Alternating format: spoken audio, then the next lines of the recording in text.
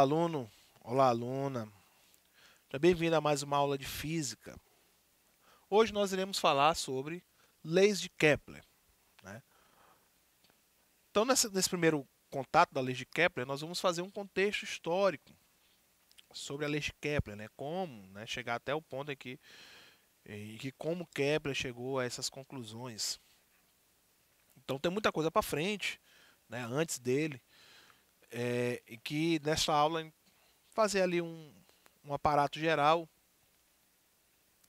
sobre essas coisas que estavam para frente e tentar entender, não é, como Kepler ele chegou a essas conclusões, as suas leis, né, e de que forma, de que contexto isso aconteceu, certo? Então nós vamos fazer uma introdução, uma breve introdução.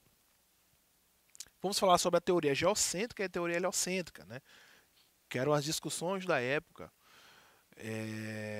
sobre o comportamento dos astros, né, da Terra e dos astros, certo? E que essa discussão ela retornou, né, hoje para aí as rodas de conversa e para também as rodas científicas de conversa, tá, ok, sobre o conteúdo.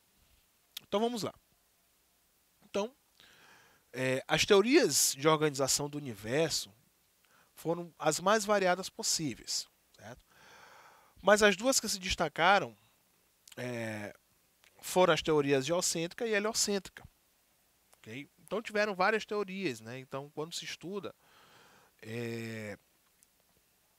a evolução dos conceitos da ciência, né? A evolução da ciência como um todo, ou a própria evolução da humanidade, percebe-se que as formas de se explicar a Terra, a organização da Terra ou a natureza, elas são as mais variadas possíveis. Elas vêm, né, de teorias que para hoje possam ser absurdas, né, para teorias de fato concretas, ok? Então existe essa variedade muito grande. Então as duas que se destacaram foi a teoria heliocêntrica e a teoria geocêntrica, né? A heliocêntrica, aquela que trata lá o Sol como o centro de tudo, né? E a teoria geocêntrica, aquela que trata a Terra como centro de tudo, ok? Então essa discussão ela vem desde da organização da sociedade, né? Dessas civilizações bem antigas, né? Os egípcios, os gregos, os mesopotâmios, entendeu? Os babilônicos, então todos eles tiveram ali as suas discussões de como era ou como está organizado o universo, ok? Então, nós temos uma aula já sobre isso, né, quando falamos sobre a evolução dos conceitos da física, uma das primeiras aulas que nós tivemos, então nós discutimos bastante sobre essas teorias, né, e essa organização, né, do universo, ok? Bom, então a teoria geocêntrica, né, geo, terra, no centro, né, cêntrica de centro. Então, a teoria que afirma que a Terra está fixa no universo e os planetas e os astros giram ao seu redor, certo? Foi muito utilizada na antiguidade para esclarecer como aconteciam os fenômenos celestes, certo? Porém, não é mais válida, ok? Então, bem como já diz a teoria geocêntrica, nós temos o centro, não é? A Terra no centro. Então, a Lua, os planetas, o Sol e os demais astros, eles girando em torno aí da Terra, ok? Essa teoria geocêntrica, ela é uma teoria bem antiga, ela foi a primeira teoria, uma das primeiras teorias formuladas, até pela percepção que as pessoas tinham dos astros aqui da Terra, do referencial que se tinha na Terra. Então, nós mesmos, quando nós olhamos para o céu durante o dia ou durante a noite, o que a gente percebe é que essas coisas que estão no céu, esses astros, eles estão se movendo e não a Terra. Essa é a percepção que nós temos. Então, por essa percepção, que é a mesma percepção que nós temos hoje em dia, né, os povos, né, antigos, né, as pessoas que estudavam nesses povos antigos, elas começaram a dizer e começaram a formular essas hipóteses de que todos os astros estão se movendo, menos aquele que é o nosso referencial, certo? Menos a Terra. Então daí nascem essas teorias geocêntricas, certo? Além disso, além de entender que a Terra é o centro, ok? Ainda tinha uma discussão muito grande sobre a essência, né, da matéria, ok? Alguns diziam que era água, outros diziam que era o ar, certo? Outros já disseram que era um elemento totalmente distinto, tá ok? Então, todas essas teorias em que colocavam ali a Terra no centro, né, e os elementos que compõem a Terra no centro, certo? Eram muito válidas e foram válidas durante muitos anos, tá ok? Então nós tínhamos aí, por exemplo, os atomistas. Eles acreditavam que toda a matéria era composta por uma substância essencial, que é substâncias que nós encontramos aqui na Terra, né? A água, por exemplo. Ok? Uns disseram que era água, outros disseram que era o ar, outros disseram que era um, uma substância totalmente desconhecida chamada apeiron, né? Então isso vem muito lá dos jônicos, que eles acreditavam dessa essência, desse material essencial para a formação da Terra, né? A Terra no centro, logicamente, né? Depois nós temos os pitagóricos, que eles acreditavam que existiam 4 elementos fundamentais. Esses 4 elementos fundamentais da natureza eram a terra, o fogo, a água e o ar, ok?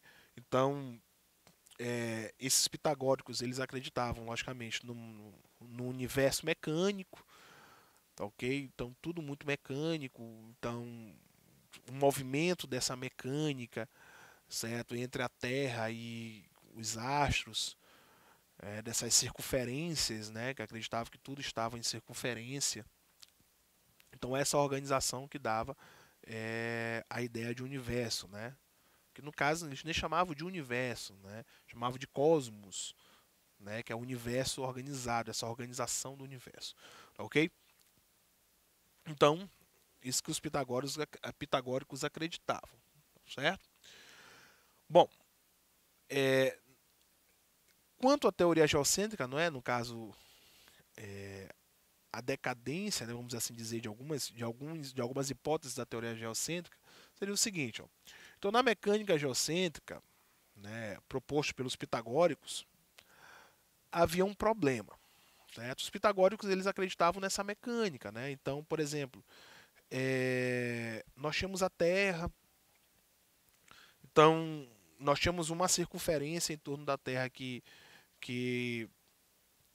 nela estava alguns astros, de outras circunferências que estavam alguns astros e por aí iam, e essas circunferências elas estavam ali, né, em movimento, né, logicamente circundando, e com isso tudo que a gente conseguia ver era a mecânica dessas circunferências, né, logicamente circunferências concêntricas, certo? E que tudo que se movia era de acordo com o movimento dessas circunferências. Mas havia um problema. Existiam ali, quando eles olhavam para o céu, eles olhavam as estrelas. Então, quando a gente olha para o céu, a gente consegue ver as estrelas se movendo, né? E se nós pegarmos um ponto fixo no céu e fazer uma análise durante várias horas, nós vamos perceber que essa estrela e as outras estrelas elas têm aí um movimento regular, tá ok? Mas existiam ali 7 estrelas que não acompanhavam o movimento das demais, certo? Por isso que foram chamados de astros errantes, ok? Todas se moviam de um jeito e aquelas outras se moviam de forma errada, né? Forma errada dos demais. Por isso que eram chamados de astros errantes, certo? Então esses astros errantes, quem eram eles? Eram os planetas, certo? Então nós temos aqui a Lua, por exemplo, é um astro errante porque ela não acompanha o movimento das demais estrelas, certo? A Lua, né? Que pelo caso da própria mitologia grega, mitologia romana, certo? A questão da metafísica. Então, a Lua tem o nome de Lua justamente por causa da deusa Selene, que é a irmã de Hélios, né? Então, a irmã de Hélios, né? Hélios é o Sol, tá ok? O deus Sol. Então, a Selene seria a Lua, a irmã, tá ok? Então, Mercúrio, né? A estrela, uma estrela que se via também era o Mercúrio. O Mercúrio fazia alusão ao deus Hermes, que é o mensageiro dos deuses, e por ser o planeta mais rápido. Certo? A estrela que se movia mais rápido era Mercúrio. Era não, é Mercúrio, né? Então Vênus, Afrodite, certo? Que é a deusa da beleza, e Vênus é a estrela mais brilhante que nós temos, ok? Então por ela ser a mais brilhante, ela era a mais bonita, fazendo alusão a deusa Afrodite. Marte era Ares, por causa da sua coloração, né? Que é o deus da guerra. Então Marte é a estrela que nós conseguimos ver durante a noite, que tem uma coloração diferente das demais. Júpiter é Zeus, certo? Porque Zeus é o soberano dos deuses, né? Então é a maior estrela que a gente consegue ver. Então Vênus é a mais brilhante, mas Júpiter é a maior, ok? E Saturno seria Cronos, né? O Cronos é o pai de Zeus, né? Então, fazendo alusão a Cronos, vai ser a estrela mais lenta, né? Aquela que faz o movimento mais lento é a que está mais distante, que é Saturno, ok? É... Urano e Netuno só conseguiram ser vistas posteriormente, né? Por Galileu com a ajuda de telescópio. Mas essas aqui, né, esses astros errantes eles são vistos a olho nu, então essa galera aí, né, da antiga, ela já conseguiu perceber que esses astros eles não se moviam da mesma forma, por isso que eram chamados de astros errantes, ok? Bom, aí nós chegamos no modelo ptolemaico, certo? O modelo de Ptolomeu, Cláudio Ptolomeu, né? Então Cláudio Ptolomeu foi filósofo que estabeleceu com maior precisão o modelo geocêntrico, ok? Onde descreveu o movimento dos planetas no firmamento. Contudo, seu modelo carecia de um ponto fundamental, certo? A causa de tais movimentos. Então, no modelo de Ptolomeu, né, geocêntrico, Terra no centro, aí nós temos aí a Lua se movendo, né, em torno da Terra. Aí nós vamos ter Mercúrio, certo? Mercúrio ela vai se mover não só em torno da Terra, mas também fazendo um movimento em torno de um ponto imaginário. Então ela se move em torno de um ponto imaginário e se move em torno da Terra, certo? Fazendo quase ali um movimento helicoidal em torno da Terra. Então Mercúrio, Vênus vai fazer a mesma coisa, né? Aí entre Aí entre Vênus e Marte nós teremos o Sol fazendo só apenas o movimento, não é, circular. Aí vem Marte também fazendo o mesmo movimento, né? Além de ele se mover em torno da Terra, ele se move em torno de um ponto central, tá ok? Júpiter, Saturno, certo? Todos eles aí fazendo esse movimento, tá ok? Então isso que Cláudio Ptolomeu falava sobre teoria geocêntrica. Bom, já a teoria heliocêntrica, né? Hélio, Sol, né? Então o Sol no centro. Então o nome, né, do modelo estrutural cosmológico que coloca o Sol no centro do universo. A palavra vem da junção do vocabulário Hélios, né, e Kétron, ok? Hélio, Sol e Kétron, centro, certo? Opõe-se ao geocentrismo, que colocava a Terra, né, o geo, no centro do universo, ok? Então há uma mudança, né? Bom, o Aristarco de Samos, certo? Ele foi a primeira pessoa a falar sobre o heliocentrismo, certo? Então, ele apresentou um argumento, né, heliocêntrico, né, que para ele era convincente, certo?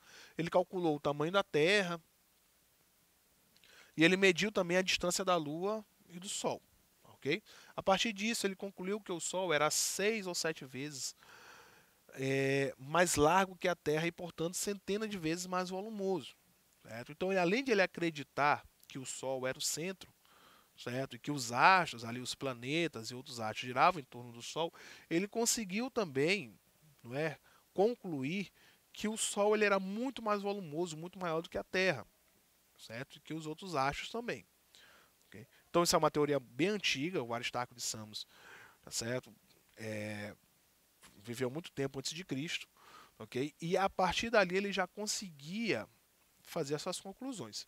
Bom, não se tem um escrito sobre o Aristarco de Samos falando isso, certo? Mas nos escritos de Pascal, por exemplo, ele faz muita alusão, né, muita referência ao que o Aristarco fala sobre as teorias heliocêntricas, certo? Então por isso que ele é o primeiro nessa linha cronológica a falar sobre o heliocentrismo, ok? Aí nós temos a figura do Nicolau Copérnico, certo? Então ele consegue, né, ele consegue provar através de um modelo matemático que o Sol é o centro do universo, ok? Então, Copérnico propôs a teoria heliocêntrica, certo? Ele propõe que o Sol era o centro do universo e que todos os planetas fariam órbitas circulares em torno do Sol. Preste bem atenção, órbitas circulares. Então, o Sol é o centro e os demais planetas, né, os demais astros, fariam ali em torno deste Sol, né, deste astro maior, órbitas circulares, ok? Então, isso que propõe o Nicolau Copérnico. Tinha um problema aqui muito grande, ok? Aqui, o Nicolau Copérnico ele viveu em plena Idade Média, certo? A igreja abraçou a teoria geocêntrica, certo? Até porque a teoria geocêntrica para eles era uma forma de convencimento, né, de todos os seus dogmas. Então, colocar a Terra no centro de tudo, né, de tal forma que Deus escolheu a Terra, porque a Terra é o centro e fez ali do homem a sua imagem e semelhança. Então, era um termo muito convincente para os dogmas da igreja.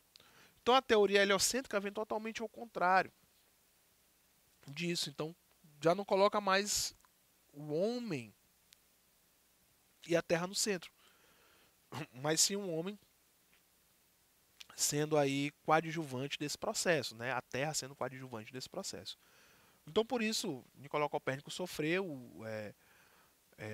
as consequências da Inquisição, justamente porque ele defendeu a sua teoria sobre, né, o Sol no centro do universo. Aí vem a figura do Galileu, certo? O Galileu ele começou suas observações telescópicas, né, em 1609, através de suas observações. A teoria heliocêntrica ganhou mais forças, ok? Dentre suas descobertas, ele mostrou que Júpiter tinha 4 satélites que orbitavam em torno dele. Dessa forma, Galileu mostrou que os corpos celestes podiam sim estar em movimento, assim como as coisas que as orbitavam também estavam em movimento, ok? Então, qual foi o diferencial de Galileu? Galileu ele cria o telescópio. Então, Galileu ele consegue observar através do telescópio o comportamento dessas estrelas, né? No caso, as estrelas errantes, né? Que são os planetas. Então, ele consegue visualizar o quê? Os satélites de Júpiter, né? 4 satélites de Júpiter, certo? Com isso, ele conclui o seguinte: não é porque um planeta ou um astro ele é orbitado que ele também não vai orbitar outra coisa. Por exemplo, a Terra, né, quem orbita em torno da Terra é a Lua, ok? Isso não quer dizer que a Terra esteja fixa com a Lua orbitando. A Terra ela também pode orbitar uma outra coisa, um outro astro. Isso ele observou, daqui da Terra ele observou esse comportamento em Júpiter. Que Júpiter faz um movimento, né, de órbita em torno do Sol, mas tem os seus satélites que fazem um movimento de órbita em torno dele. Isso reforçou muito a teoria heliocêntrica, certo? Então, o Galileu ele consegue formular isso em forma de livro, né, de artigos da época, okay? Reforçando a teoria heliocêntrica. Sofreu também as consequências, não tanto quanto Copérnico, mas sofreu as consequências, ok? Mas isso reforçou muito essa teoria heliocêntrica. Então, com isso, nós finalizamos a nossa aula de hoje e até a próxima.